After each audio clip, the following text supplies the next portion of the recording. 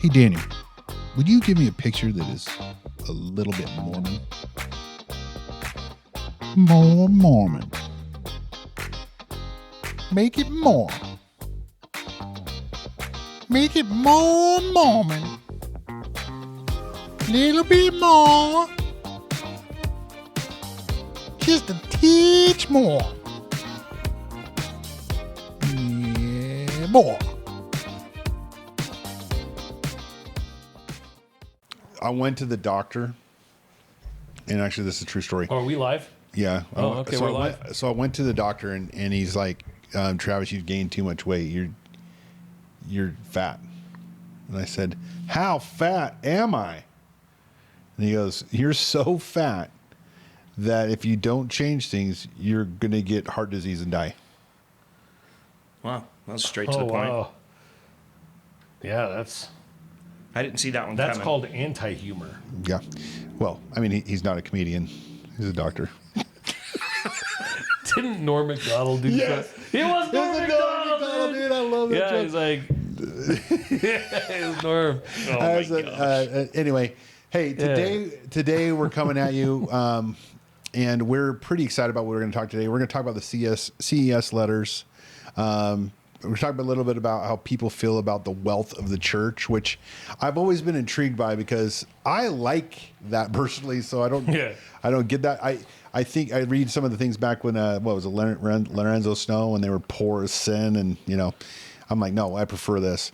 So we're going to talk a little bit about that, and we're going to really kind of maybe just dive in on some stuff from the book about the CES letters, and then hopefully that'll spark some conversation. But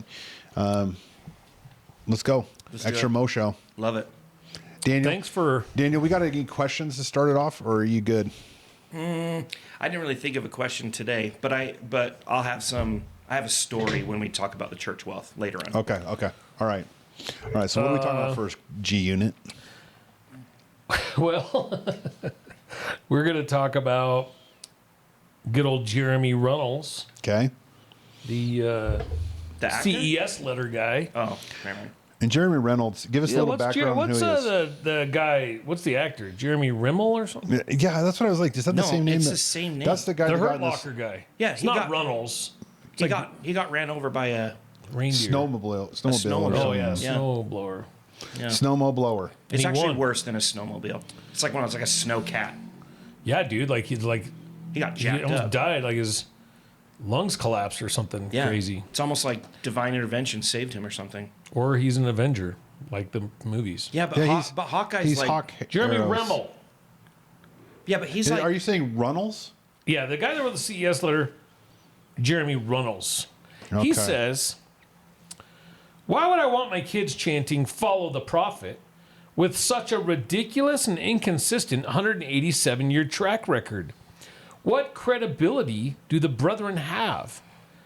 Why would I want them following the prophet when a prophet is just a man of his time teaching his theories that will likely be disavowed by future prophets, seers, and revelators? If his moral blueprint is not much better than that of their Sunday school teachers, if historically speaking, the doctrine he teaches today will likely be tomorrow's false doctrine. Interesting question that he makes there. And I personally understand why he makes it, and I'm not going to mock it. Because when you don't understand Revelation, when you don't understand the prophet Joseph, that he wasn't only a revelator, he was also a seer, right? When you don't understand those things, and then on top of it, when you have so many false historical narratives that are being passed to the masses as true occurrences, I get why people would ask that. We talked about the vaccine. Recently a person, the prophet said to get the vaccine. What do you think about that? And I'm like, I think he was wrong. Oh, so the prophet can be wrong. Yeah. Yeah, he's human. Well, then why do you believe in him? And we're going to talk about that. We're going to answer that. And I think it's worth talking about. I think tonight's topics are pretty important. Yeah. What if you put ketchup on a steak? I'll still follow him. I just don't buy that. Whoa, we got to draw a line. We got to draw a line. Ketchup on a steak. Ketchup on a steak. Doesn't Trump put ketchup on a steak? Dude. I'll tell you what. I'm starting to think Trump's off the rails, and we had a red flag. Ketchup on steak. Yeah, he might be a freak. We don't know. We don't know. His hair's stupid. we gave him a pass. Okay, so the first thing that you say to this guy is, we understand why you're saying what you're saying. Right. It's important, though, those that are listening that have doubts, you've got to understand that I did say something that's true in there, and that is when you've got historical occurrences that are not proven being passed around as fact, this question becomes more common. Right. So first I'm going to say the prophets haven't made as many errors as the Exmo movement is claiming they made. So that's the first thing I want to talk about. But second, if they have made mistakes, the one that always comes up is the priesthood ban. Well, come on, they just screwed that up. Now hold on. You don't know if they screwed that up. There's other things that could have been going on. My personal theory on that, and it's probably worth talking about, is the church had to create a foundation to be a global church in a country that was racist. In a country that at its core, the people in the early 1800s, the majority, incorrectly looked at Africans as animals. So kind of hard to grow a global church, build a foundation in a country where once people come in, if their bishop's black, again in the 1800s, what the heck is this? I personally think the church couldn't have grown. This is just Curtis theory. This is just my theory of why the priesthood ban exists. Now, is that a fact? No. Could it be that Brigham Young just was a racist? Sure. But you can't say, well, it was a mistake by Brigham Young and see these mistakes. And it's like, whoa. You don't know if it was a mistake. What if the Curtis theory is right? What if Glenn's theory is right? Or one of a million theories about it are right. So, but when that is passed off as a mistake, which that and many other things are, the Exmo movement says, look at these errors they made. Well, hold on. You don't know that they were errors. Number one. That's an interesting angle. So I have a black friend who is leader in stake presidency, stuff like that. He's a strong member, and I asked him about it just because I was curious, and maybe not exactly like what you're saying. And because you don't have boundaries. Yeah. True. You're like, hey, brother, I got a question for you. I dapped him up and we freaking bro hugged. And he's like, dude, we're on the stand at state conference. Like, what are you doing? Like, you're not even speaking today. Yeah, he's like, why are you But I have a question. Why are you talking like? He's like, I served in Ohio, son. Yeah, son. Anyway, no, but I asked him about it, and he had an interesting. It's been a long time, but the essence was that he felt that that it was possible. He didn't say this was it for sure, but maybe it was a protection for his people. Now, I'm repeating what he's saying. I don't want to get canceled for this because I don't know that I believe it, but so that they didn't come into something that they weren't ready to execute, and because of the cultural status back then, the way they were treated. That makes sense. I won't cancel you for that. Yeah, and I don't know. I kind of lean towards that it was just there was racist people, including probably Brigham Young. Maybe. The problem is, though, here's why I'm okay with it. Brigham held Joseph in such high regard. Here's why I don't believe he was a racist. Brigham Young held Joseph Smith in the highest regard. And everyone that knew Joseph Smith knew there wasn't a racist bone. He had bestowed the priesthood upon a black man. Yeah. He had black servants living in his home that he treated as family. I don't think Brigham Young was like, I think he was a righteous man. I think, now culturally, I've read his quotes. I've read the weird crap he said. This is going to sound really wild, but my grandma was a righteous woman. All of our grandmas, dude. Yeah, what's he doing here? Yeah. My grandma was a righteous woman. And do you know what a Brazil nut is? Yeah. No, I know. Don't say it. Yeah, we'll get canceled. I will say it. But she called them Edward toes. Yeah, Edward toes.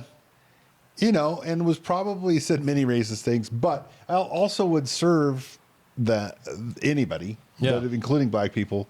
And so that is racist, but also she was a good person. So both those things can be true. When I say that, I agree.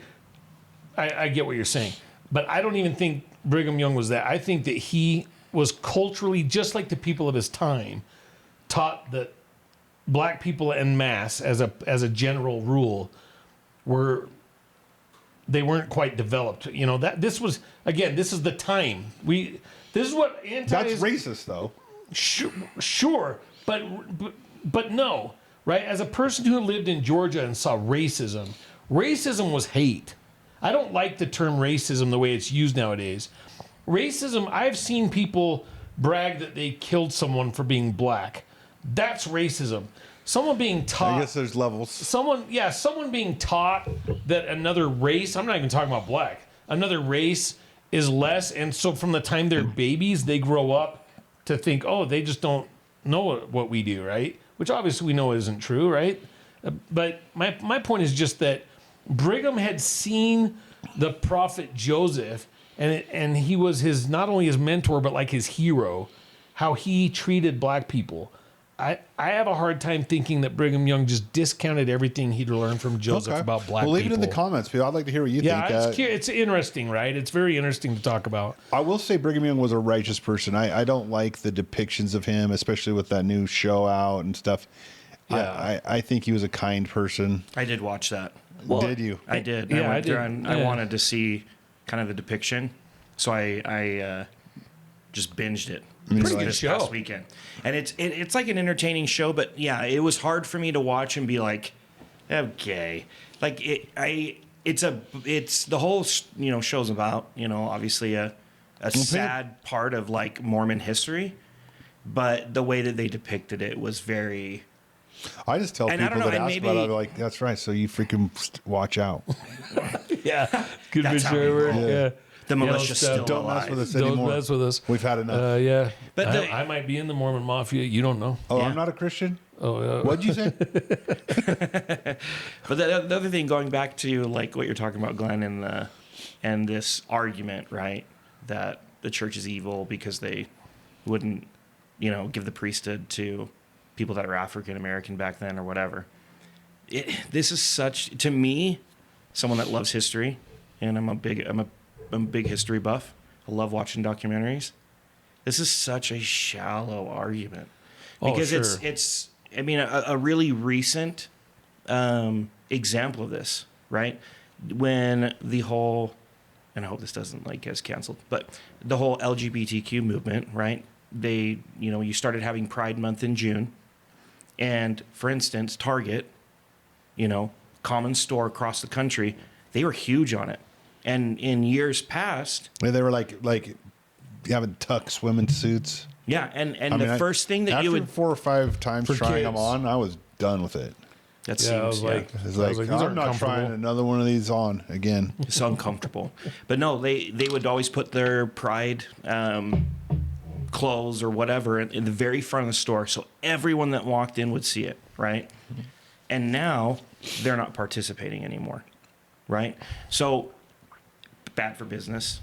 That's been shown. But I guess the point I'm trying to make is it's a shallow argument to think that we can take morals and values of today and the things that are culturally acceptable today and look back in the past, looking with those lenses on, and expect that people that behaved and made decisions and lived in a completely different culturally acceptable society, and expect them to behave in a way that we deem acceptable today. It's like when they blame Joseph for having child brides, and meanwhile the governor of the state that drove them out's wife was 15.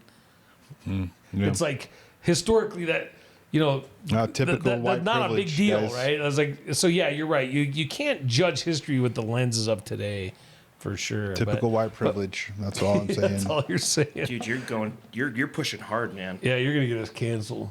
Dude, I was. He's being politically correct. You guys are canceling. I'm canceling you.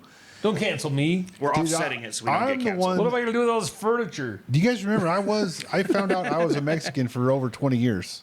That's true. Well, yeah, your grandma hooked up with a Yeah. chicken robber. Yeah, and then, so I can say things, but you can't. Even though I can't say them anymore because I'm no longer No, a I'm Mexican. like Elizabeth Warren. I'm like I'm 20, I'm definitely on the out. 0.00018. Yeah. I'm 100% European and German, so I probably shouldn't say anything. You Yeah. can't. Yeah. Keep Sorry, your arm guys. below 90 degrees, too. Follow the prophet is so controversial, right? Because they're saying these errors. And the whole point, sorry we went off there, was first off, it's important to understand that a lot of the errors that are being claimed that they made, there's no proof they were errors to begin with. So I'd like to hear some massive errors the prophets have made. As far as an organization, throughout this episode tonight, what I want people to think about is as far as an organization as a whole, think of all the errors all the organizations make in the world. Big organizations. We're a multi-billion dollar, 17, 18 million member organization. I want you to think all the errors these leaders make. Why aren't there very many compared to all the other errors that are made in Follow the government, prophet. in all these other Follow the organizations, prophet right? is perhaps my favorite part of our church. Right. Because have you ever tried to have a Bible discussion with even another LDS person and to interpret like a scripture with like, even if we did it, Right. It's so easy for us to disagree. And we have very similar outlooks. We live in the same state. We raised in the same church, all that jazz. We all love little people. Yeah, I mean, little people, Yeah, like we love like Little Kiss, little person wrestling. Yep, Ewoks. We love all of that, but we still would interpret the scriptures different. And so, having a prophet that's like, Just glanced right over that. here's what it means. Yeah. Like my favorite one of all time, and I'm telling you, this is a miracle. This is a testimony builder for me. I can remember when the Proclamation of the Family came out. Do you guys remember that? Yeah. Yeah. And you remember being like, so what? I think I was 2. Yeah. Oh wow. Oh, a man and a woman. I'm a should be guy. married? Yeah. And they're girls. And then families. Duh. It was like duh. Yeah. And then you look at it now, and the it's relevancy. going to kind of what you're talking about, Daniel, where it's like looking Awesome. through different eyes. That was obviously revelation inspired. For sure. There's no way, because even people outside our church, it wasn't. What? No one even questioned it. It was like, we have this cool new proclamation. Guys, what if we The use sky's what if blue. we use the same logic for like science that this CES letter is saying about the church? All right, let's do that. Right? Let's look at that. No, I'm just saying, what if we did that? Right? What if we judge the scientific method and scientific consensus at large in the same way? Well, then Well, what about I was taught in grade school that Pluto is a planet. Wrong. It's a dwarf planet. leeches? Yeah, I was taught in believe that the universe was our solar system. Incorrect.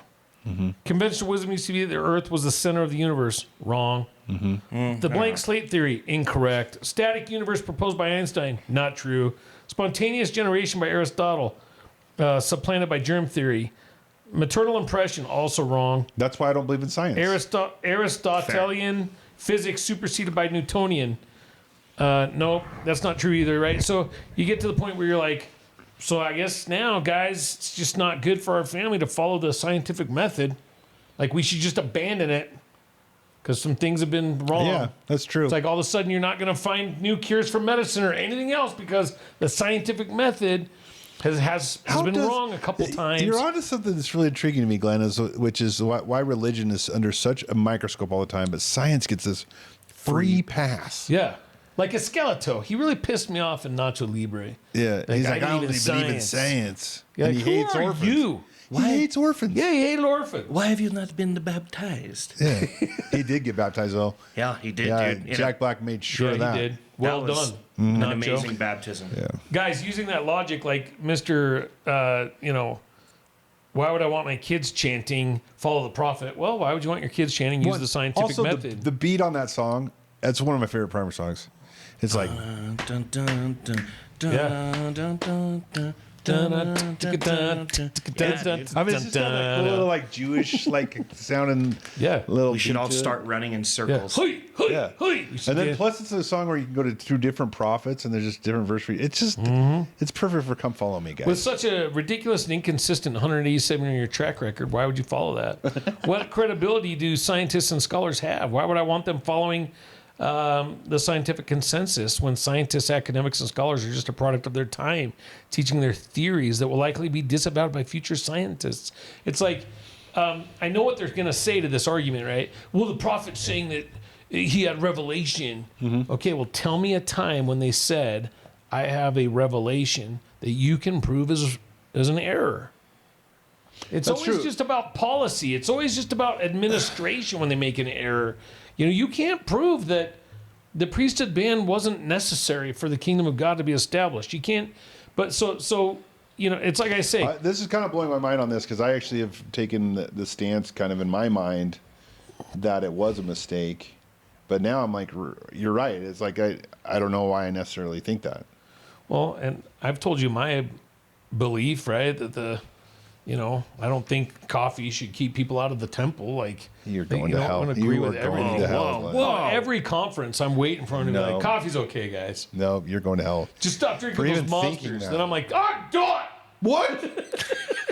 you take No that back. monsters! I don't even believe in it. All opposed?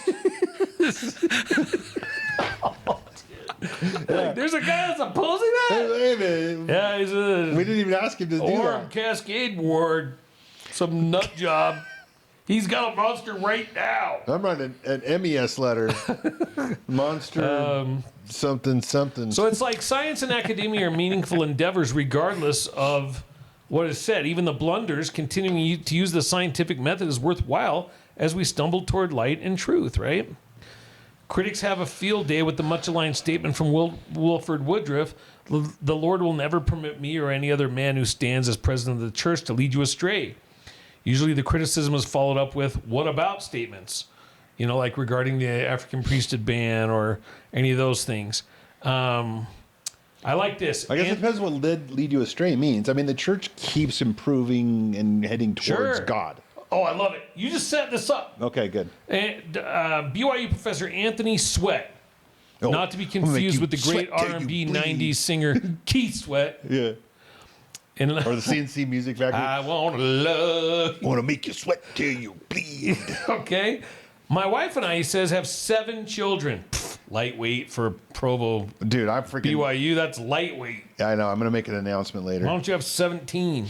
And therefore, we have made a lot of... Oh, my gosh, dude, really?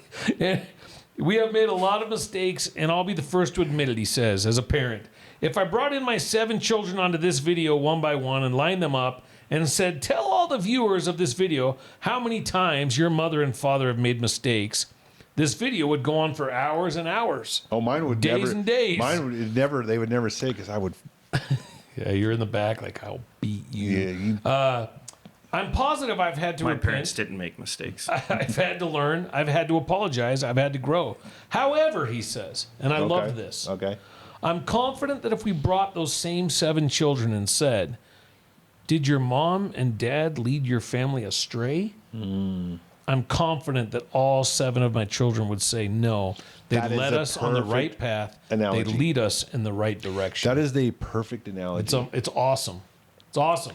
The thing, too... Good that's- job, Keith Sweat or Anthony Sweat. Yeah, the thing, BYU. the thing that's about awesome. that I really love too is that God tells us all the time that we are in. I mean, I always think of it as practicing to be like Him, right? Yeah. That's why we're here, is to become like Him. And so then, why wouldn't it be almost exactly the same? Where it's like you'll have this smaller portion of my glory, which is to create a family, right? And then while you're leading that family, you're going to make mistakes, but you won't lead them astray. But then also, then maybe there's a bigger portion, and we've had those callings, right? And then a bigger portion is like being a prophet or whatever. By the way, my son just got called to be an AP. So we'll see how he goes. He's a little nervous. Did he want? No. He's like, please no, I'd rather. He didn't even want to be his own leader. But then he started enjoying it right at the end because really cool thing. It's a long story, so I don't want to just ruin it out. But anyway, he started liking it, and then now he's an AP, and I'm like, oh boy. And he's not a great administrator. That's not his. Yeah, it's no. Well, maybe his companion is. How much time does he have left? He comes home in November. Oh, wow, Sick. dude. That's crazy. So he's got quite a while. I love this part. The church is our best vehicle for receiving modern revelation and for helping people. Flawless? No. I'm fine with the presence of flaws in the vehicle. When critics identify some defect in the vehicle, what do they want me to do? Run it off a cliff? Run it off a cliff with me and my family trapped inside? No, thank you. The church and its leaders reliably point the saints to the true hero, Jesus Christ. If there is a God and he is called a prophet on earth today, then yes, my children and I will sing, follow the prophet.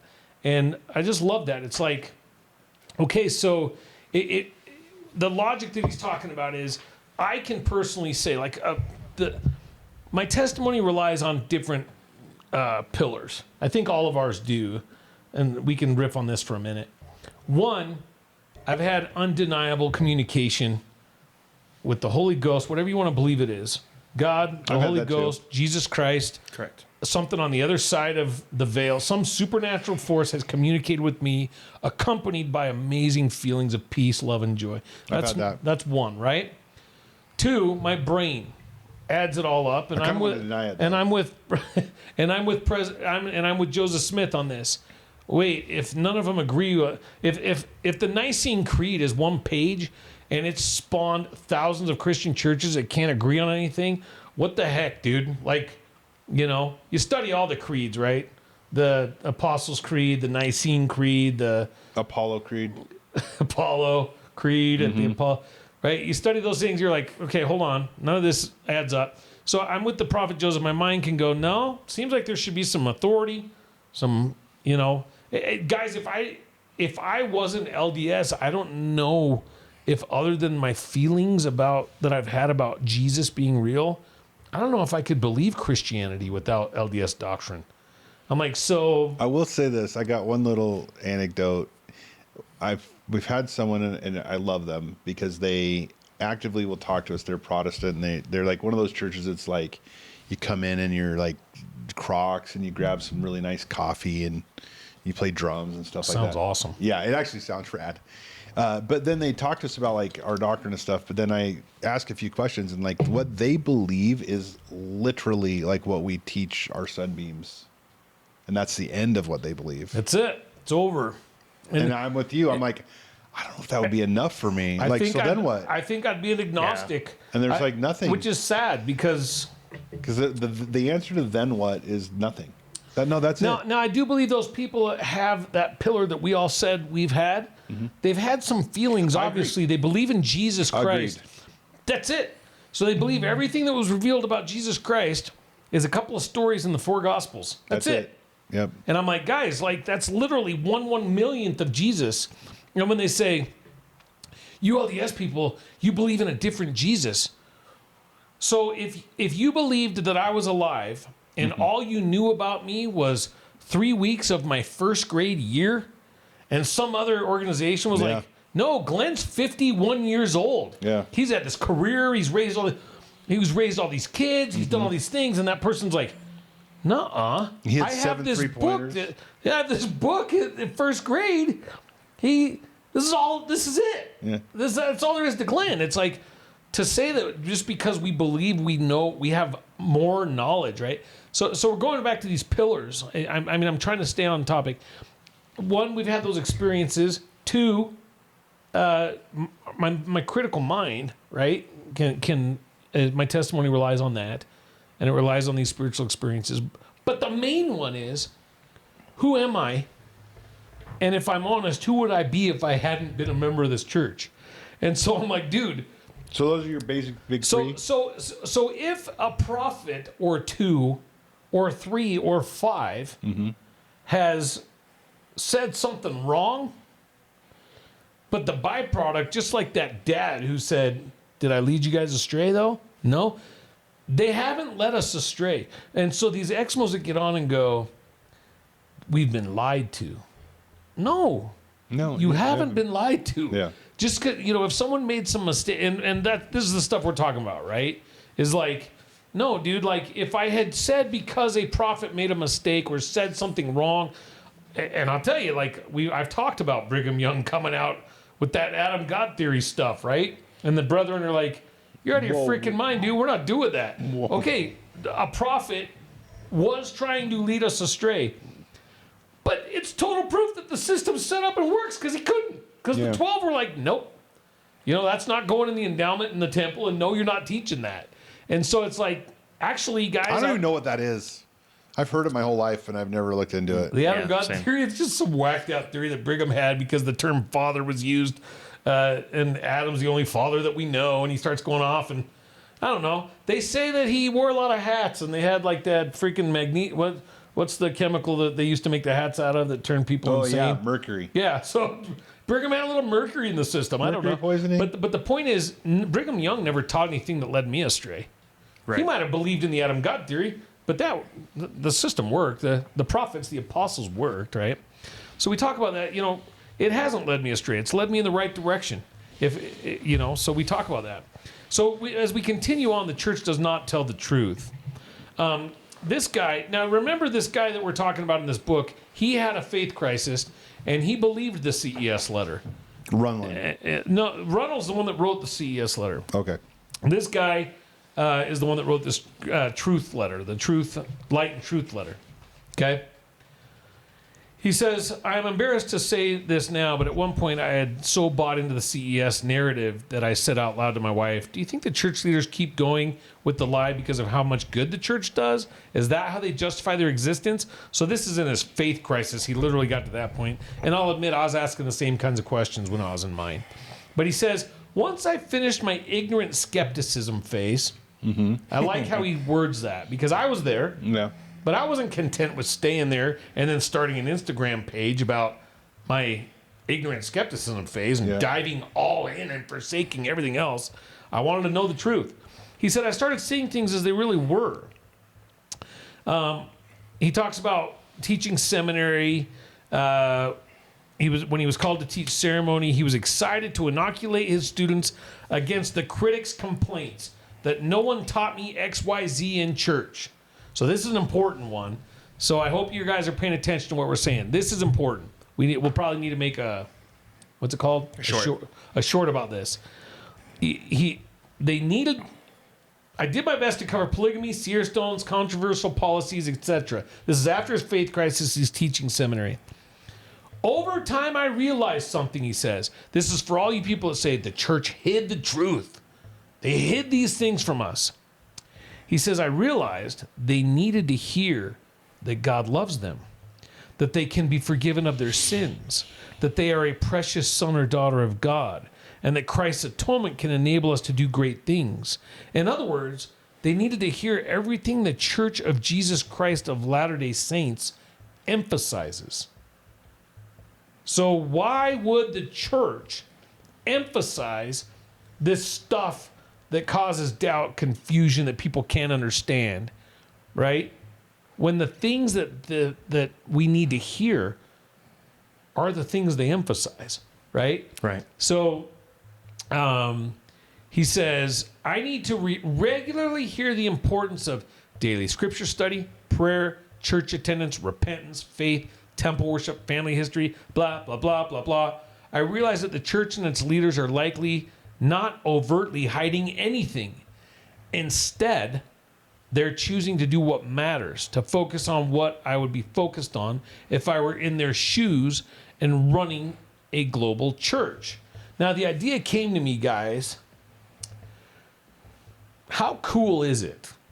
And the critics don't want to give the church credit for this. Mm-hmm. So they want to say they hid and lied about this stuff. How cool is it that the mounting evidence for the church is never brought up by the church? How cool is that? Because it doesn't matter also. They don't care. They're focusing on the things they've emphasized forever. Yeah, the 10 million person city that they're finding under the forests of Brazil, less important than reading your scriptures, saying your prayers, going to the temple. Yeah, and he goes off and just labels all this evidence that we've talked about, some of it in here. There's a lot of evidence for the church. We had the episode about historical stuff. He says, why isn't the church talking about any of that? How come the critics aren't bashing the church for not talking about all the evidence? Because the church's stance has never been to talk about controversial history or talk about the evidence for the church. Well, what would it really do, Our podcast, we've even talked about it on our podcast. Are we doing the right thing? So every now and then we'll have an episode where we just talk about the scriptures or talk about the gospel, because we're like, are we even... Remember when we started? I was like, we're going to dissect this CES letter and we're going to prove everything.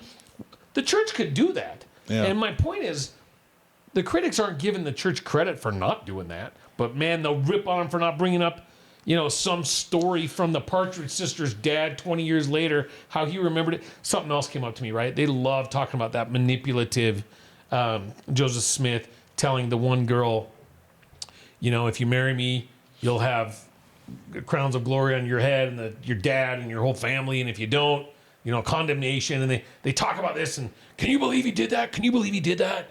Well, first off, I don't know that I do believe he did that. I don't know that I believed the girls who accused the Duke lacrosse players. Well, what about the Salem witch trials? Or the Salem witch trials, right? So why are you so... You don't know the 2020 election. You don't know when that story was promulgated. You don't know what the stance of the Partridge guy's head was. I mean, what if he was so sick? You realize how much money he gave the church? Did you guys do Come Follow Me last week? Talk about Partridge. How much he sacrificed for the church. All this stuff. And 20 years after Joseph's dead, he's thinking about all the stuff he could have had on a human moment. He's sick of leading his ward that doesn't love him anymore, and they don't appreciate a dang thing he does, and he's just got a human moment and tells this story. Yeah. And what if we find out in the next life the real story was Joseph said the same thing I've said when issuing a calling, or another man that's inspired by the Spirit says, if you do this, you'll be blessed, and your family will be blessed, and if you don't, you're going to deal with the consequences of that. The end. And now instead it's blown up as factual history that he was some manipulative. You weren't there. You don't. None of us know. But why are they so quick to jump on that story as if it's some historical fact? And they can't jump on the fact that, by the way, that guy never left the church and never had a bad word to say about the prophet. Neither did the daughter. Yeah. So it's not like she came out years later and was like, yeah, I was manipulated. She went to her grave loving, admiring this person that the ex-most call an abuser, years after he died. Stockholm Syndrome, Glenn. Right, sure. Years after he died, 30 years later. So, the point is the church doesn't address these things, but they're fair and equal. They don't address all the evidence either, because guess what? None of it has to do with their mission or why they even exist. Are they leading us astray? No, they're not. I'm a better man for it. Yeah. Even I kind of mocked Richard Bushman's testimony a little bit. Maybe I shouldn't have, right? When John DeLynn had him on Mormon Stories, I was disappointed in Bushman for not sharing a powerful testimony. But then it dawned on me later, maybe he doesn't have one. Maybe his testimony is maybe don't sincere. catch your pearls before swine, Yeah, Glenn. Sure. Maybe he just was like, I'm a better man because I'm LDS. And maybe that's a lot deeper and more profound than I gave him credit for. Yeah, good point. I don't know. What do you guys think about that stuff? Well, I like that thought right there at the end. Not judging where people are at. And that includes people that we might think are astray, right? You mean like P. Diddy? Don't judge him. Oh, that's a completely different case. Don't judge him. We're not talking about that. No, but I would. Yeah. I mean, I probably shouldn't even judge P. Diddy. You don't know, but I mean, he was probably we don't know. He was probably abused and manipulated by the Mossad and the CIA. So big deal. But I look at it as like, when these people are doing things, and I still judge. I do. I don't want to. But we're human, dude. Yeah. So I get mad and I like to make fun. And I'm very sarcastic. Yeah. So I'm not. and I don't want to be super. You're not, but I think you're right. A really good thing is like, where is their testimony? And even if they've left the church, I feel like I'm really at a point now where everything is kind of coming together in this weird, like purposeful thing, and people are playing their parts. And yeah, the revelations. Christ didn't die because people didn't sin. We know what's going to happen. Yeah. Exactly. We know what has to happen. People are getting bent out of shape, and it's getting more wicked. And it's like, that's what we all believe is going to happen. Yeah. And we believe that many of the chosen will fall away from the church. Yeah. Yeah, that's right. And then now it's happening, and we're like, wow, those guys. It's like, yeah, it's fulfillment of prophecy. Schwarzenegger. Go to the chopper. Yeah. But it's like we act surprised by it, but it's really exactly where it's supposed to be. And it's, I get comfort from that, just being like, all right, I'm where I'm supposed to be. How do I know it? Because I'm here. But don't you believe there's like, I get what you're saying, but when I'm caught up in the Spirit, right, or the work of God, I get Alma too. Like, oh, that I were an angel, man. Yeah. And I could get through to them.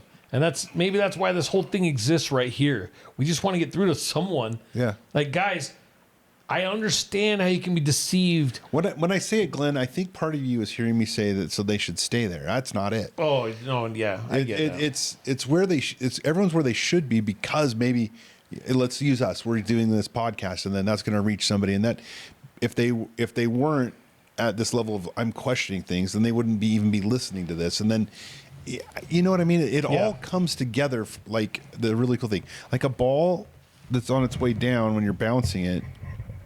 If you took a snapshot, it's like, well, that's going down, but really it's not. You've set it up because it's going to come back up, right? Mm-hmm. And I think that's kind of how we are as human beings. Like we have amplitude, and we're going up and down like a wave. Yeah. And sometimes you're going down, but because of what we're part of, we're literally part of this system, this plan of salvation, I guess, that means we're going to come back up.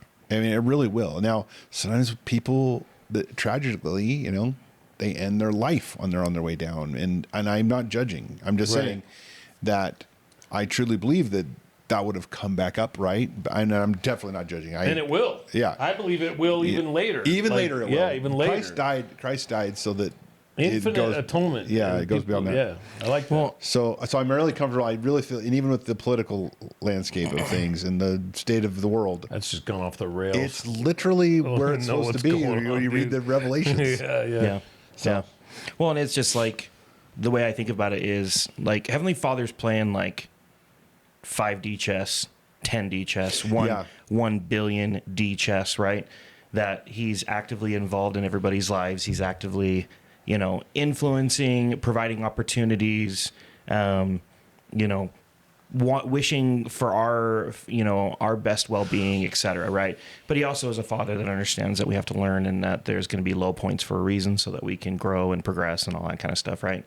But the other thing that makes me think about, I think maybe just in general, and this is maybe a little bit off topic, but it's interesting to me, all these different, you know, points of view that people that were members of the church at some point, and then they've fallen away from the church, and then they find all these different, you know, things to bring up and disprove the church. And I don't know. I know and talked to a lot of non-members that were members at some point. And there's like this common theme that I am starting to uncover as I talk to them more, that there's things that have happened to them in their upbringing in the church. Okay. And that's how they look at it. It's the upbringing in the church. But the irony is that when you start understanding, like, well, why? Well, what happened? 99% of the time it's, well, my parents did this. My parents did that. It was the way that they were raised. Yeah. And it's not anything against the parents, right? Like, they were doing the best they could. Did the best with what they had. It's like that guy's parents. It's like the professor. Yeah. They made some mistakes, but they were leading you in the right direction. I agree with you. Like, I used to look at those families, and again, please, I'm not judging anybody, but I had friends who I bet you they left the church. Their parents made them wear their suits all day on Sunday. Yeah, stuff like that. The television couldn't come on. Right. It was like, welcome to prison. It's the Sabbath day. I hope you kids learn to love it. Right. And it's like, dude. It does seem cuckoo magoo, right? Right. And who knows? Maybe they're right. And I'll find out. Glenn, you're way too lax. But then it goes beyond that, because then it's like they have these experiences, these negative experiences that their parents chose to do, right? Because they thought they were doing the best, you know, for their kids, you know, whatever the case may be. But then the irony is they then blame the church for those situations. And then as they make their exit, and now they're in this, you know, this path, or, you know, maybe they're on the way down, right? With that ball, the bouncy ball analogy. But the thing that I find interesting is, as soon as they make their exit, it's not going back and analyzing, like, well, why do I feel this way? Why do I have like this negative taste in my mouth when these situations happen? And they start to analyze and kind of look within themselves as to, why do I feel this way? The options, the better option, I guess, for them in their mind is, well, now let's just disprove the church. Let me find all the flaws with the church. Once you hit that level, I think, of you've left the church, or you sort of leave, or maybe you want to drink, or maybe you want to do some sin that the church found, you have to destroy the church because if not you're a coward. If you really believe the church is dangerous and harmful, and you don't want to fight against it, you're kind of a coward. Yeah. As someone that was like inactive for 6 years and did that exact same thing, right? I find, I don't know, in my personal experience, and obviously this may not be the same for everybody, but the entire time that I was inactive from the church, doing the drinking, doing the partying, doing, all the things that I could that were opposite of what I was, taught in the church and raised, in my own, my parents' home, I still felt throughout that entire time that what I was doing was wrong, and that I'd be held accountable for it at some point or another, and that there was like the gospel was true. Mm-hmm. So even though I was acting in a way that was completely opposing everything that I had learned, in hindsight's 2020, I recognize those moments now, maybe more than I did when I was in that moment. But oh man, so many times I was like, yeah, I shouldn't be doing this, and I know I'm a better person. And I don't see them being like that. I think that they have the Exmo people, especially the influencers, they're in just the angry phase still. And then the problem is, and we talked about it in the last episode, what they have supplanted what they got out of the word and the gospel. They've supplanted it. They've replaced that with, support on social media, and they have misplaced. Like I said last time, they're feeding the anger. We go to church and we feed our humility. We feed the desire to be better. They're on there just being fed. Keep being angry. Right. And they have this big support, and I think they're just becoming more and more confused and everything. You see it in their things. Like one of the girls on there is a return missionary, and she is just a vile, disgusting mouth, dude. Just disgusting. I follow these Exmos to see what their topics are, and I had to just shut her off because she's just, dude, it's just gross. And this girl was a sister missionary, for crying out loud. And it's but man, you can see, and she talks a lot, Dan, about her parents and the crap they put her through. And I'm like, dude, no prophet told your parents to do that. No, right. Nobody told you, and on your mission, you should have learned that. But yeah, it's supplanted. It's replaced with this faux support and that's love that's not there. And when what did I say? And you answered it last time. When push comes to shove, and what I call the crap hitting the fan, are they going to be there for you? No, you're alone now with your vile mouth and your anger and your hatred. No, I completely agree with that. But also welcome to come back anytime. Yeah. Oh, we'd love you. Yeah. But I guess that's a great way of putting it, because in these influencer situation, in my mind, it's we go to church every Sunday, and for some people it may just be to socialize. For some people it may be, they're there because they want the ordinance. They're there because they have a firm belief in Jesus Christ. They want to become closer to their Savior, and they want to, feel that peace, the love, and everything that comes with that. I guess where I'm coming from, and a better way of saying it is, when I left the church, I no longer had that connection to my Heavenly Father, right? And I knew He was still there, and there were still times I would pray to Him, but I knew that because I was skipping out on the ordinances and things like that were available to me, the opportunities to feel the Spirit, to go and be at church, I feel like a lot of these influencers, when they left the church, they feel the void that was being filled by Heavenly Father's love and a close connection to their Heavenly Father. And then they replace it by going out on social media and now partying, drinking or drugs, sex, or all that, soaking. But then, to me, they were it's soaking before. Oh my gosh! Now they do more than soak. Yeah. So in my mind, the way I see it is, or at least for me, I realized when I returned back to the church that all the things that I was doing I was searching to fill a void that I knew how to fill. And because of my Because own if there's pride an easier way to fill it, and guilt, I didn't right? want... If there's an easier way to fill the void, let's find it, right? So it's, I don't know. I guess for me, it's surprising that these influencers don't realize what they're doing. You know what I mean? Like, I'm going out and I'm putting out everything out there. I want the likes. I want the clicks. I want the comments. I want people to, join me in my misery and my anger. And then they're being filled, I guess, with some kind of dopamine hit. Well, what did we talk about? Getting likes creates Reynolds' dopamine. Skepticism phase, how they're stuck in the ignorant skepticism phase is what I don't understand. I like how he puts it in phases, the faith crisis in phases. Like skepticanus. I couldn't stay in that phase. What's that? Damn, probably good. I needed to hear that. I couldn't stay in that phase. I was like, no, something's not right and something is right. And I'm actually feel like I've become the kind of person that can find what that is. And so in my skepticism phase, I'm like, okay, if the church isn't true, then it's at least a stepping stone for what is, because God was involved, right? I've talked about that. Anyway, it's interesting. Thanks, Dan, for sharing that. By the way, you didn't have to share with us that you were Levi loving and drinking and all that. Yeah. But I appreciate it. Being You were vulnerable. ignoramus, skepticanus. Oh, yeah. That's the thing, dude, is when I went back and talked to my bishop, right, and went through the repentance process, right, which anyone that's done that, and you've got a laundry list of things that you got to talk about. Those poor bishops. Oh, my gosh. Bless their heart. Bless their heart. Yeah. But I remember my bishop telling me something that I thought was really, really, really impactful for me in my life and my story, for those that want to call it their story.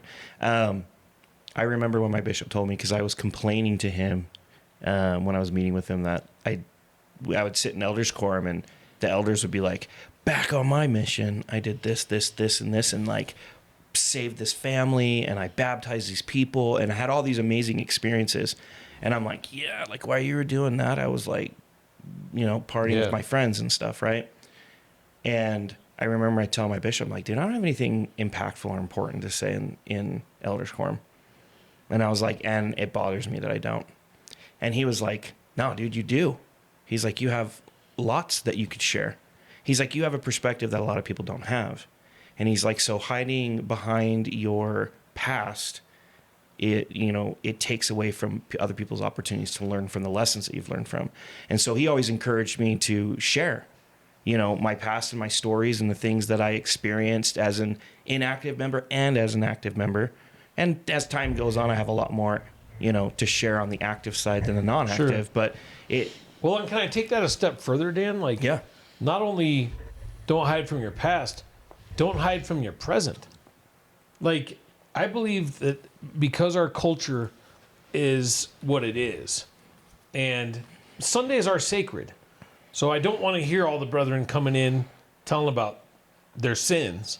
But where I believe Satan does a great job is good, righteous people in sin that don't feel like they can go to church or make a comment or participate because they're hypocrites. I mean, that's where I think Satan gets traction. As soon as you feel like I can't fully participate because I have this sin, right, then the strength that you get from participation I'll be judged. wanes and you become weaker. And so what ends up happening? People quit going. And then, and so it's like, don't hide from your past, but don't hide from your present either. We're all a bunch of imperfect a-holes. Let's just get it out in the open. COVID got a lot of people. Oh, freak. Dude. I can't believe that, though. I can't believe that. I don't know about you guys. Dude, I loved it was the so lazy, nice staying home, though, I bro. loved the lazy Sabbath day. I did, dude. I was like, cool, we don't ever have to go back. But over time, I was like, freak, man, I miss that. No, I missed testimony meetings so bad. Like, I don't know, you guys. I love fast and testimony meeting. I love it. And it's like, man, I miss that stuff. But anyway, yeah, thank you. Exmos. So what we finished talking about that last time is... Dude, just follow the prophet. Is follow the prophet. And the church has demonstrated great discipline and reservation in taking victory laps that they could take, right? We talked about that. That's a sign of church leaders who are confident in the direction and the focus of the church. So, teaching the gospel. Hey, let's talk about one more controversial topic before we Let me guess. Money? B money. I got a fun story Do you remember about this. that rapper Dude, from it's all Provo? about the Jacksons. Do you remember him? Yeah. Bitch, who do you trust? I remember that guy. Yeah. Money. Money. All right. All right. That's a white rapper from Provo, and he's probably on YouTube if you want His to look name's up any B money rap here. Rap. B Money. Oh, that guy's money. Okay. What do you I think of forgot this? about B What money. do you think of this? Church's money. Dude. This one, guys. Okay, well, first of all, I love it. Can I just say that I love that we have so much money? But dude, if they gave it all away, imagine how cool that would be. Then they could be broke and never help anyone again. I know. People, Super sick. And stop building Yeah, that would temples be and church awesome, buildings and providing support to families that are struggling financially. Guys, I'm so sorry to be so passionate about this. All right. Does this drive you guys as crazy as Yeah. it drives me? It drives me nuts. No, they have $100 billion. Really? You want them to give homeless people stock options? Yeah. You want them to give homeless people deeds to property? Yeah. What the freak are these people even talking about? And I'm so sorry. I'm not trying to be mean, but this has to be the most ignorant arguments I hear, and it's all over the Exmo movement. First of all, how about just rephrase the argument first? Take Glenn's gonna die. as it like. What are the Expos saying, Glenn? Like, what is their position? He's fired up. That's a short. Yeah. What is? Think of all the good church could do with $100 billion. Come on, in man. their ivory tower in Salt Lake. You telling me they can't? I was told Are one we time. doing Expo and voice impersonation now? You telling me they can't just go give some money to some homeless people? Is that the intoxicated one? I don't know. You're telling me You telling me? you can't help poor people. Hey, I love you. I love you, man. And I wish the Mormons loved you. I don't know. I don't know what an ex-Mormon sounds like. I guess same. Well, I think No, that's how they sound. Oh, the previously? No, my impersonation you're was perfect? yeah, spot on. What about this guy? This is all to say the church has plenty of funds today. They do not need to ask for a single dollar from the membership. They can Oh, yeah, you fund don't the have to church pay in you don't have to pay perpetuity. tithing. Yeah, these poor Sick. people with high inflation and they never listened to the prophet, so they went and bought a new house, a bunch of new cars, and now they're poor. The church wants 10%. They could fund the church in perpetuity with the interest alone in this rainy day fund.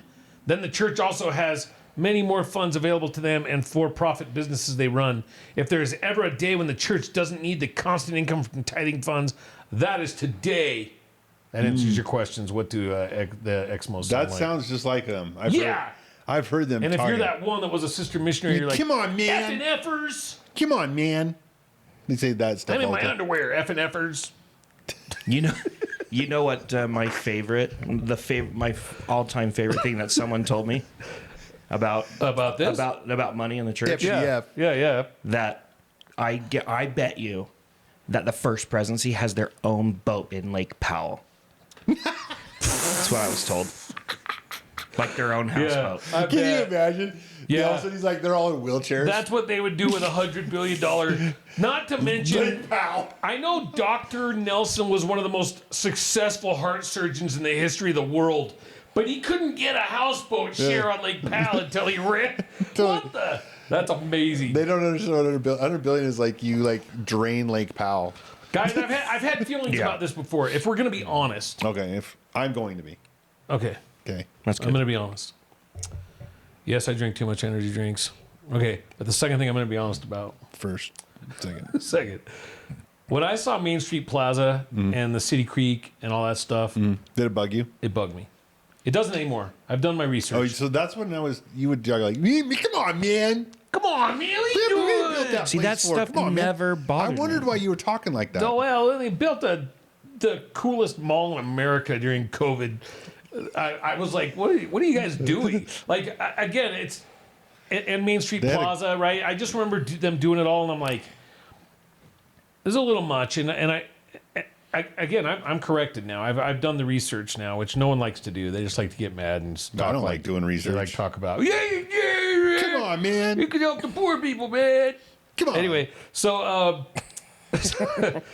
let's talk about a few things as we talk about money. One, this guy that wrote the truth letter in response to Reynolds' stuff about money and all the money the church has, and gosh, I hope some of you antis comment on this. Hey, when he wrote the letter, we didn't even hardly have any money. We were like poor basically then. That wasn't that long ago. We have even more money This guy, when he found out the church had $100 billion because of smoking gun, John DeLynn likes to talk about that guy that worked for Ensign Peak. Yeah. Look, he leaked it. It was a leak.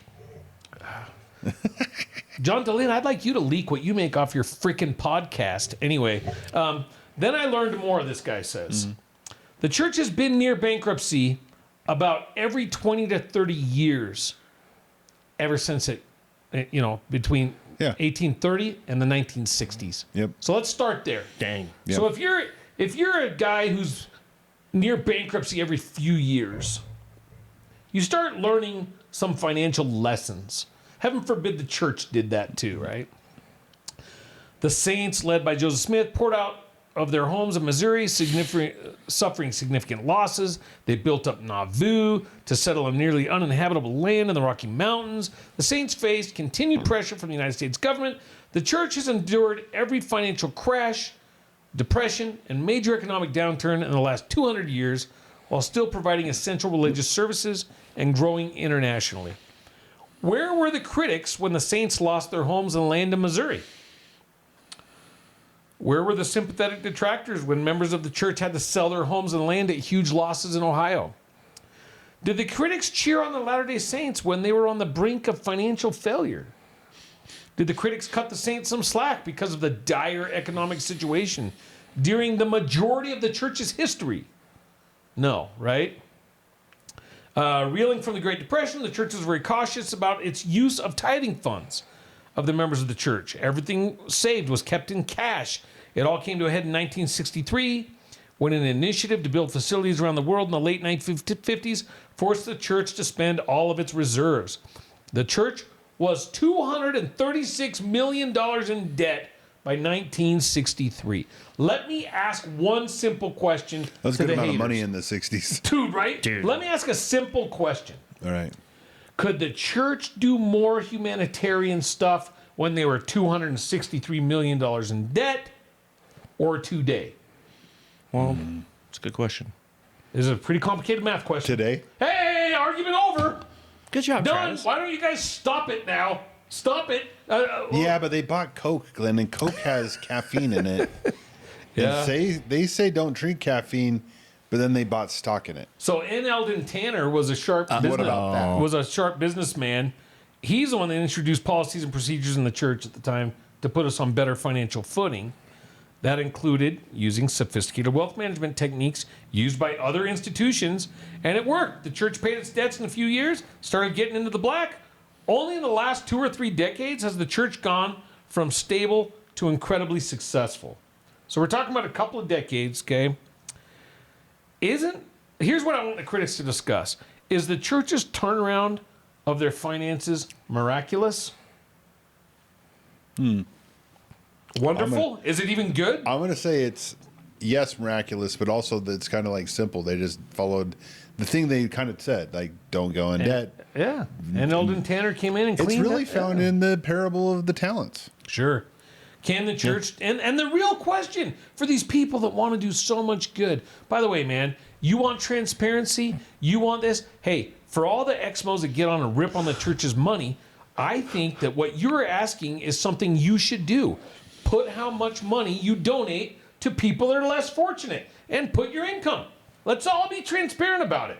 Because the critics, I'd love to see it, dude. I'd love to see how much they're doing. And meanwhile, and we're going to talk about some of the good the church has done. Bleachers and punch you in the eye. Critics complain that the Church of Jesus Christ still requires 10% tithing on members' increase, even though the church is more financially stable. But until recently, guys, haven't church members contributed additional funds and money above and beyond tithing? Guys, the church is requiring the least amount of money from us that it ever has right now. So the law of tithing, and soon it's going to be everything, replaced what's called the law of consecration. Yeah. Okay? So this is the least the church has ever asked of its members, right? here's an argument that you can all pontificate over. Is requiring less of us good for our spiritual development? I will say this, you guys. Okay. For me, I never struggled to pay tithing, and I hope this resonates with someone. I never struggled to pay tithing until I started making money. Kind of true. Like my grandma send me a $10 check, I'd be like, $1. Yeah, there's $1. You know, my Easy. first check in a month to the church, I was like, well, what if we don't have money again? I could use this. Like, what if the good times end? That it's so funny to me that once the Lord prospers you, you're like, hey, this is hard. I will say that I honestly know that the law of sacrifice, the tithing, has blessed my life. Not the miracle money stories. It has blessed my being immensely. So you paid tithing, and then you got 10 times back in like a check later. 2 days later. 2 days later, guaranteed. I was like, that's what I tell all the kids in church. Yeah, if you just give all your money to the church, you'll be rich. That's what all that extra money's for. Yeah. So that when we pay tithing, they can like It's like a cool reinforce it. scheme. Would you guys agree with that statement, though? Like, honestly, for me, when I write that tithing check, I'm like, I believe in this. Yeah. This is a great measure of my testimony and my spirituality. I've missed tithing too, and when I do that, I feel an absence. Not guilt. It isn't guilt because I really don't feel guilty because we're talking about the church has so they much have money. They don't need your money. Yeah, they don't bro. need my money. Yeah. But I do feel like an absence. And Explain that. so it's like a alignment. Let me think for a second because it's like because we have to do temporal things. Go to work. Go be blessed in those things. So I feel confident maybe when I have armed myself by paying my tithing. Okay, but with the absence that you feel, we've all gone through it. Like, I feel like for me it was, so I don't have faith in this. Yes. I don't believe my own testimony then. If I'm not paying it, I don't believe that the Lord will. Yeah, I believe I would do it. I don't believe I'll be taken care of. Isn't that what you feel? Yeah. Yeah, and you start to maybe question other things too, and so I don't know. I guess what I feel is a lack of confidence in my temporal side, to where it's like that. If I understand what you're saying correctly, every blessing is predicated upon obedience to a certain principle. Yes. And so all of a sudden, you don't have confidence in yourself. Are you saying you don't have confidence in yourself? To provide for my family because you're not entitled to when it. I meet people, I don't, and I might be able to do business with them. I don't feel the power and the confidence.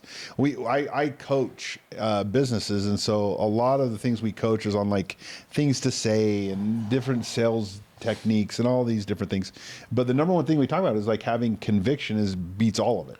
So you're going at your business lacking confidence because you don't feel you're entitled to it. And boy, the Exmos are pouncing on that right now if they're listening to this, right? They're like, what a terrible brainwashing. He can't even go and confidently believe because he's fallen for this tithing thing. And I really don't feel like I'm brainwashed because I also feel no guilt. Like I'm like, well, the church doesn't need it. No, it's because deep down you know it's a spiritual principle. Yeah.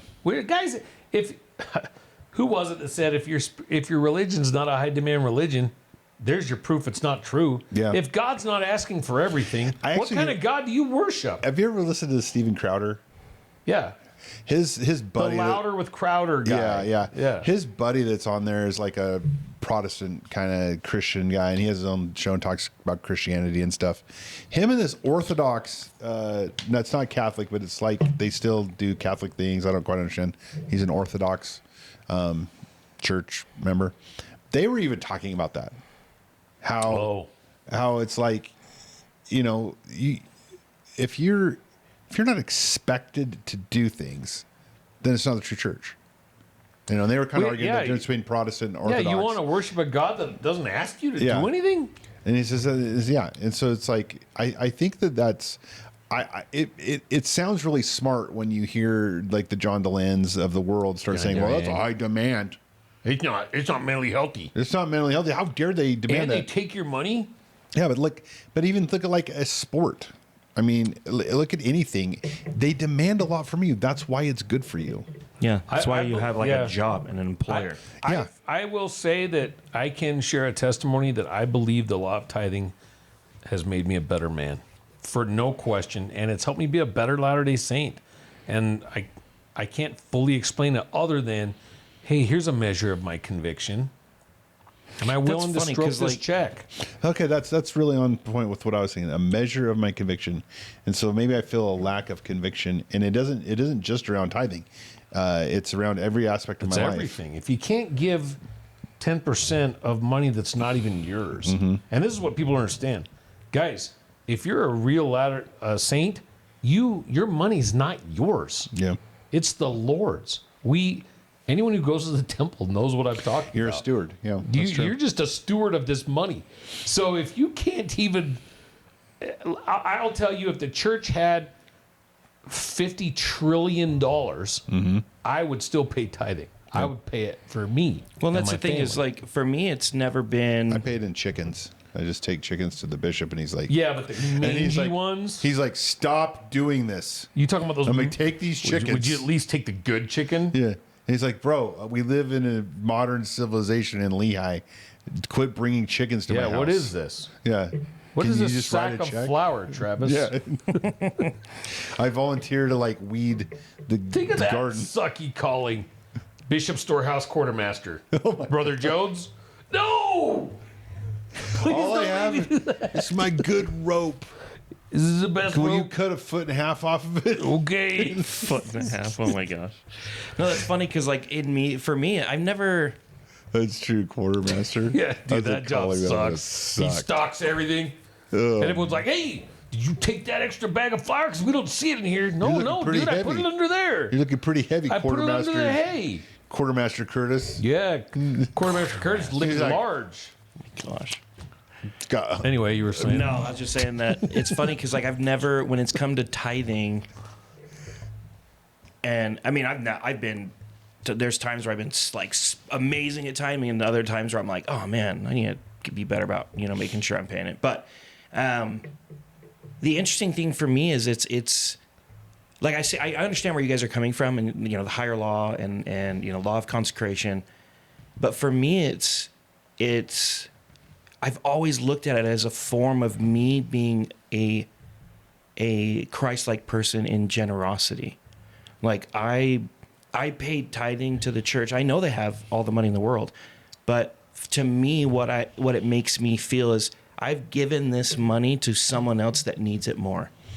Through the Well, the Expos are going to tell you they don't need it more. They have $100 billion. Well, yeah, but that's the thing is I'm not Yeah, how are talking. they I'm going to not have their talking boat in Lake about. Powell? Yeah, they need gas. You know how much Yeah. it costs to fill up a gas tank in Lake Powell? Anyways, no, I'm not even talking about the church. Yeah. I'm I giving get it what to the you're church. saying. I Yeah, get I'm it. thinking they're a good steward of the money, and they're going to be able to find and identify Better a than you? person that. Oh yeah, definitely For better than sure. me. 100%. Like, Can I just give them 100%? Brother Curtis, if you quit going to Maverick, you could pay 40% tithing. Can I pay tithing this way? Direct deposit my money in the church. They invest it. And then just keep 10%. Yeah, just give me an Give it allowance. back. I would get a raise, dude. Yeah, I'd get a raise. guys, Right. come on. Hey, I'd like to propose that. That's a freaking church. Yeah. But no, All I in just. favor? Yeah. But no, I don't know. For me, it's like it's my form of giving to those that are less fortunate than me. You know? But what do you say? Like, I don't get what you're saying because they're not less fortunate. Who's getting that? So I'm He's saying the talking church about finds those people better Yeah. than him. Okay, well, let's talk about how they find those people. Yeah. Oh, Okay. I love that. Church yes. of Jesus Christ of Latter-day Saints. Here's where your money goes, Dan. This is why Okay. you feel like I that. love it. Cattle ranches in Florida. Now, when they were $263 million in debt in 1963, they did not do these kind of numbers. For all you people that hate the fact that they're rich, I wonder what a poor church could give. They couldn't do the following. No. In 2023 alone, Okay. $1.3 billion for welfare, humanitarian aid, and volunteer service in 191 countries. That's pretty good. Booyah, that's my church. 6.2 million hours volunteered.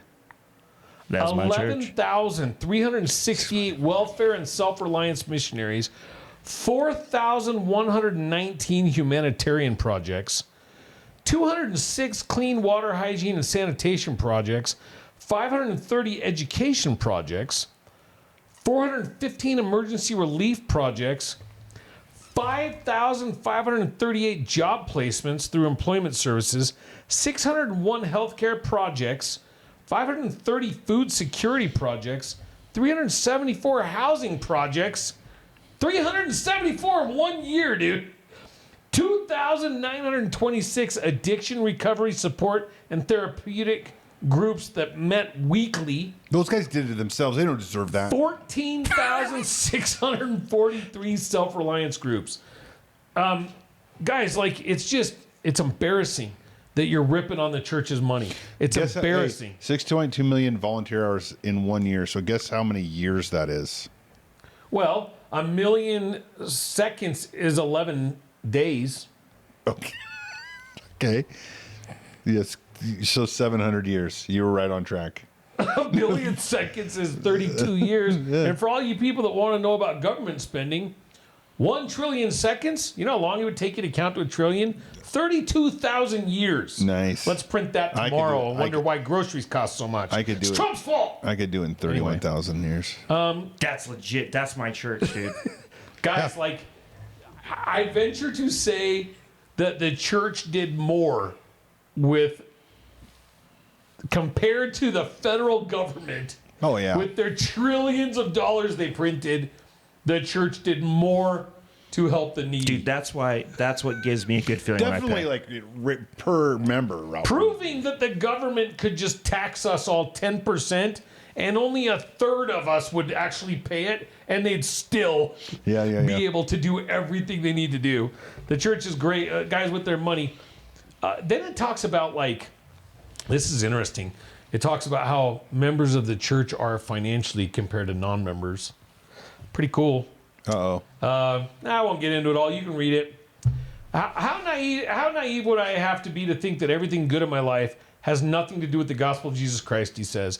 How deluded and narcissistic would I have to be to enjoy the fruits of my religious upbringing? So he's talking about people that have grown up in the church. He talks about the financial well-being of members versus non-members. He talks about all the reasons why members do better as a whole than non-member population. And who's he again? This is the guy that wrote this book. And then he says, how deluded and narcissistic would I have to be to enjoy the fruits of my religious upbringing and then turn around to curse the tree?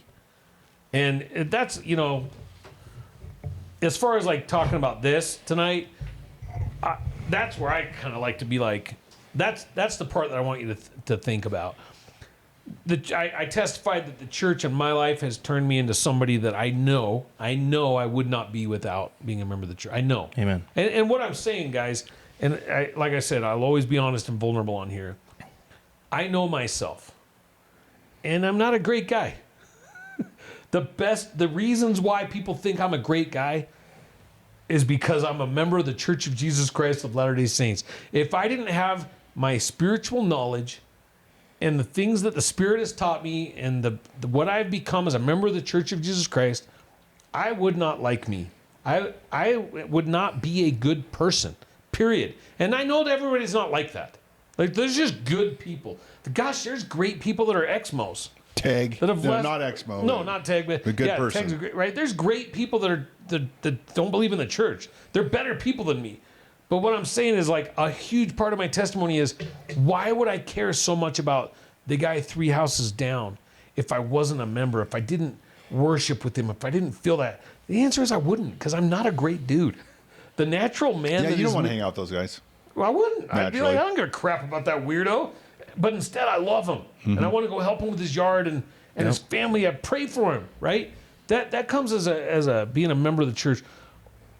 If I found out the church was false, which we never will. I know the church is true, but the Exmos that get there, even when I thought the church was false at the worst of my faith crisis, I couldn't disrespect it enough to get on social media and bash it, because I know how much good it did for me and how much it's done. All those things. That's how the good it is in the world. Like he talks about in his faith crisis. Do these guys spread these lies because it's just doing so much good? They just go with it? I mean, there's a great question that he asked in his faith crisis, right? But how do you curse the tree that gave you so much fruit? Yeah. I agree with you. I love it. And that's I think that's a good place to stop. Collaborate and listen. No, but I love that, Glenn. Back with a I brand would new say you are a good dude. You really are, Glenn. Yeah, I like it, Glenn. Hey, it's just because I'm a Latter-day Saint, dude. I don't know. No. I don't agree. I mean, you're not super coachable and you don't listen a lot, but there's other. Corporate America is not a big fan. Anyway, hey guys, we love you. We appreciate you listening to us go on and go off. And we do believe the church to be the true restored church of Jesus Christ, and that's something that I love meeting down here with you guys. I really look forward to coming down here and meeting. Help us out though. We'd like to meet some more people. Please comment. Yeah, Please comment. Just go and make a comment. Make a comment. It can be about the lamp. It can be about Glenn's glasses, his shirt, his favorite flame. He never forgets to turn that on. But just make a comment and share, subscribe to our channel. Those things will really help us reach more people, and we can help them progress, and they can help us progress as well as we kind of go on the journey together. So we'll see you next time.